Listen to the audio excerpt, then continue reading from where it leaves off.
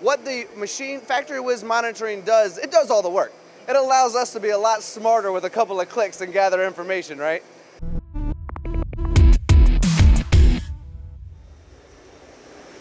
Well, guys, we're going to talk FactoryWiz today, and not are we just going to talk about it, we're going to show you about it. And I know that might not actually be a real sentence, but for today it is, and we're going to show you about it. I'm with Al.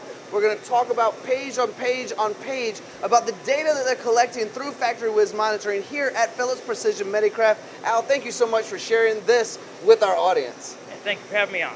So the first screen, I see blue, red, green. It's constantly switching colors like a stoplight. What are we actually looking at on page one? So right here we're kind of monitoring what mode the machine is in. So whether it's running production or has an alarm or is just sitting idle for some reason. Would this be considered the main screen as I walk around? Because I see monitors on all your machines. I see another big screen over on the other side of your building. Would this be where it sits normally, or is there another screen for that would be normal idle watch time? So this is kind of the way we would monitor it, this main screen. You could see all the different machines that we have connected to it and all of their different machine modes that they're in. But on the tablets themselves, the operators will see a completely different screen. So let's look at screen two. What do we have on screen two here? So really quickly want to show like where you can get all the reports. You can get a bunch of different reports here. And you can even, if you need a tailored report, FactoryWiz will make a specific report for you with all the information that you need. So these are a bunch of the reports that I had opened.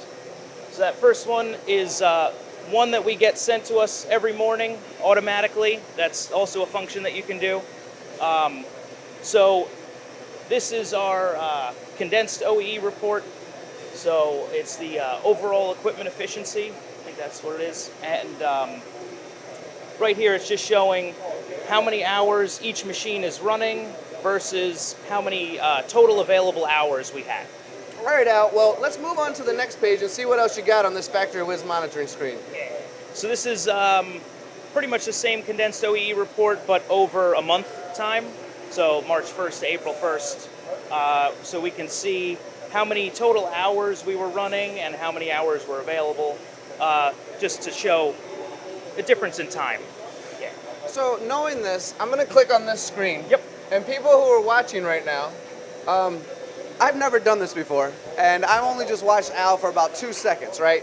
But I saw what he did, and it seemed really simple, so I want to show you guys how simple it is as well. Let's say I have date of May 9th, and I want to end on May 11th. I got all CNCs, I got all groups, and then I hit download report, and boom, it really is that simple to collect the data. And again, I must reiterate, this is the first time I've done that. I only just watched Al do it for a few minutes ago, right? So that's how simple it is. I just wanted to showcase what the machine FactoryWiz monitoring does. It does all the work. It allows us to be a lot smarter with a couple of clicks and gather information, right?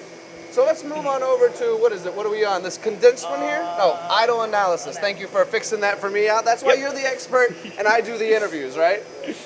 Yeah. So yeah, this is kind of an idle report. So it'll tell you the reasons why the machines were idling and why they weren't running.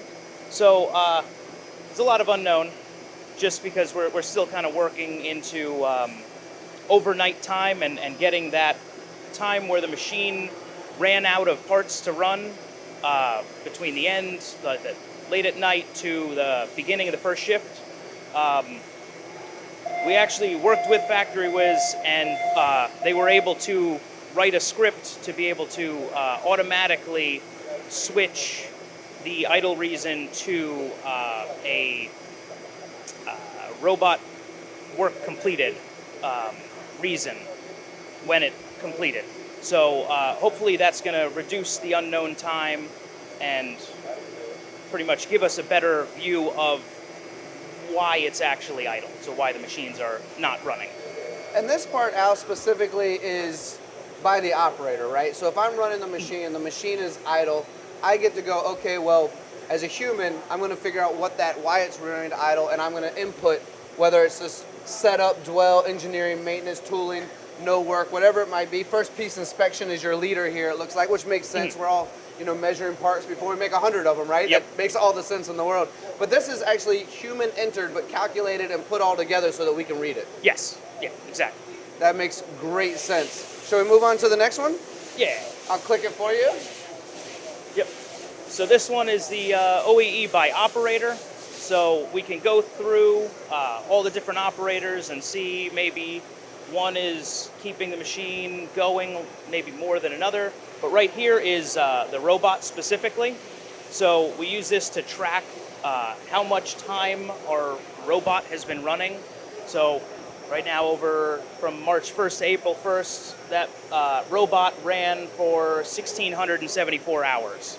For the audience watching right now, we have green, we have yellow, we have blue, and you have a lot of green down here. But when we think about robots, a lot of us go, well, it's automation, we want them to run all the time. What would be a reason why it's paused or idle? So paused or idle would be either the machine threw an alarm, like a tool broke, or it just ran out of work. So if it ran through all the work that it had in the robot and then still had time through the night, it would be idle. You're the expert, Al, but correct me if I'm wrong. When I look at numbers like this, I can then pretty easily calculate my return on investment by buying an automation cell or by buying a robot, right? Knowing, okay, mathematically, I want it to run 23 or 24 hours out of 24 hours, right? But sometimes we do run out of work. Sometimes there's first piece inspection. Sometimes there's a maintenance, whatever it might be. So these are the real numbers that allow us to do calculations for future investments, right?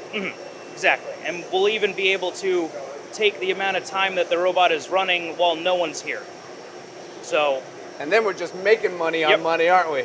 That's amazing.